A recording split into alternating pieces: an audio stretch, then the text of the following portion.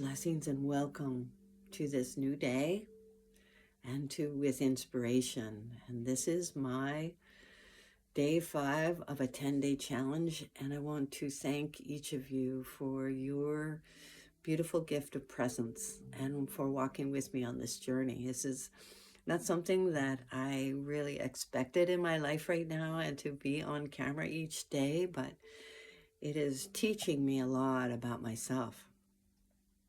And so each day I feel I'm in this journey of exploration. And lately I have been tuning in to myself and to the world and to others who are really feeling activated to a place of a trauma response with all that is happening in the world. And it's so interesting because I feel like I've been preparing for this time for a very long time, through my life, through my dark nights of the soul.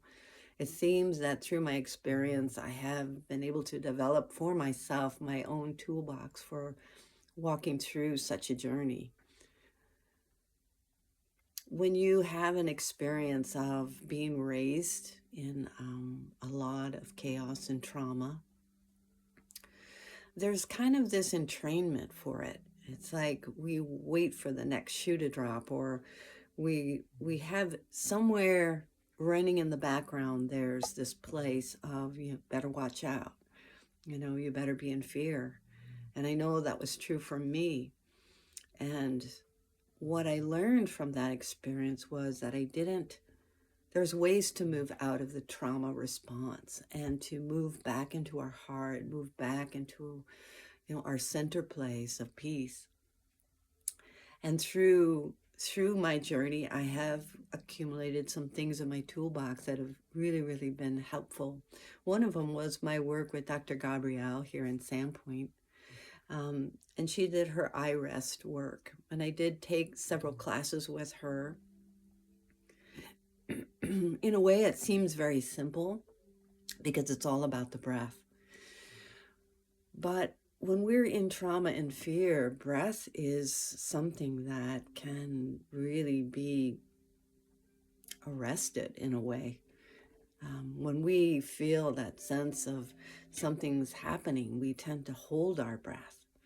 And so the very fact of getting back into our breath almost takes us out of that fight-flight response and helps us regain that harmony in our parasympathetic system. One of the things that I remember in the breath work was conscious breathing, where I would literally take a time where I would breathe in and breathe out, but then also notice all the parts of my body that were holding tension and just allowing myself to notice it. It wasn't a place of judging it. It was just a place of just allowing and noticing where I was holding that. And I realized in the acknowledgement of that things began to unwind, things began to relax. And in my training with Gabrielle, I remember when she was talking about stress and emotional responses and reminding us that, this is not something that lasts a long time. It's actually a very short time when we get into those emotions. But to absolutely acknowledge them. It's not about pushing them away. It's not about acting as if everything's okay. It's actually the opposite. It's diving in, leaning into those feelings, leaning into it in a way that we find our safe harbor again. And so one of the things that was very helpful for me, and it was kind of funny really in a way, to actually dialogue with the trauma or the trauma response or the trigger response. And kind of like when we do our body talk and there's things happening in our body and we're checking in and saying what's going on. Well, in our trigger, and we're in our breath and we're just in that place of curiosity, and we ask, as if it was a messenger, what is it that you have for me? What is it that you'd like to say to me? And I would write about it. And it was very powerful because in so many ways, I realized I was tapping into my inner child. Like there was a part of my inner child that was afraid. There was a part of my inner child that had a certain belief about whatever was going on or perception about what was going on. So I just listened. I tuned in to myself. I gave myself that loving embrace to be in the place of allowing and gently just acknowledge whatever it was that was arising in me, but then allowing my breath to take me back to the place of homeostasis, take me back to that place of peace. And it really doesn't take a long time for that to happen, and it is beautiful. So that is part, for me, the gift of my toolbox. And I guess the other thing that I wanted to mention is that sometimes we hold belief systems about and perceptions about this world. And sometimes that can be our trigger, something deep within ourselves that is holding a thought about how things ought to be, or if this happens or that happens, then it takes us in a state of trauma. So there is a man, he is a writer and a Gnostic who has truly spoke to my heart in many ways. He wrote a book called Illumination, and I have to say that that book has been coming up to me lately because of all that has been stirring. But he speaks to something about fear, and I wanted to grab this book right now and share it with you. His name is Christian Adamson, and his book is Illumination, and it's a little small book with a lot of power. And it's a stirring book. It's not something for the faint of heart, actually, because it writes and speaks to a lot of the indoctrination that we've had in this world. But he talks about what fear is, and I just wanted to share this little piece.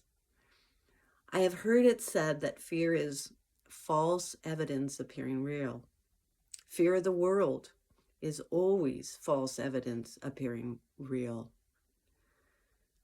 Once awakened, the spirit has power over all false powers and forces.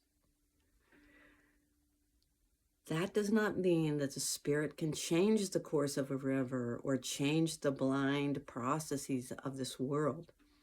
It means that the spirit has escaped the forces that seek to keep it trapped in the darkness. This is no small release. For to be liberated from fear of continual enslavement makes one strong and alive to the freedom that is forthcoming in every movement toward the world of spirit.